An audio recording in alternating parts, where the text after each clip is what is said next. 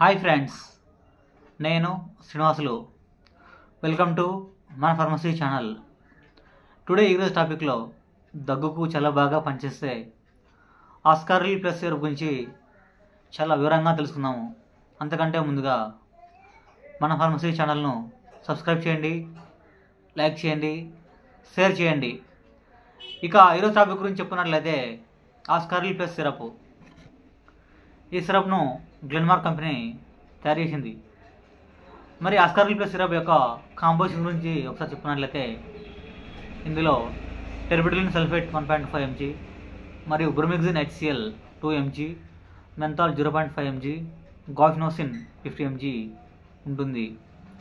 మరి ఆస్కారిల్ plus syrup యొక్క ఉపయోగాల గురించి చెప్పుకున్నట్లయితే సిరప్ను దగ్గుకు వాడతారు. అంతేకాకుండా ఈ సిరప్ను ఎక్స్పెక్టరెంట్గా వాడతారు. ఈ సిరప్ను కేవలం డాక్టర్ అడ్వైస్తో మాత్రమే వాడాలి. 1 నెల నుండి 2 సంవత్సరాల వయసు పిల్లలు ఆస్కారిల్ ఎల్ఎస్ డ్రాప్స్ను వాడాలి. అదేవిధంగా 2 సంవత్సరాల నుంచి 5 సంవత్సరాల వయసు పిల్లలు ఆస్కారిల్ ఎల్ఎస్ జూనియర్ సిరప్ను 2.5 ml చొప్పున ఉదయం మరియు రాత్రి తీసుకోవాలి. అదేవిధంగా 5 సంవత్సరాల నుంచి 10 సంవత్సరాల వయసు పిల్లలు ఈ ఆస్కారిల్ ప్లస్ సిరప్ను 5 ml చొప్పున ఉదయం మరియు రాత్రి సిరప్ను తీసుకోవాలి. అదేవిధంగా 10 నుండి 12 సంవత్సరాల వయసు పిల్లలు ఈ సిరప్ను ఉదయం మరియు రాత్రి 10 ml చొప్పున తీసుకోవాలి. అదేవిధంగా 12 నుండి 60 సంవత్సరాల వయసు పెద్దవారు ఉదయం, మధ్యాహ్నం, రాత్రి 10 ml చొప్పున ఈ సిరప్ను తీసుకోవాలి. ఈ సిరప్ దగ్గుకు చాలా బాగా పనిచేస్తుంది.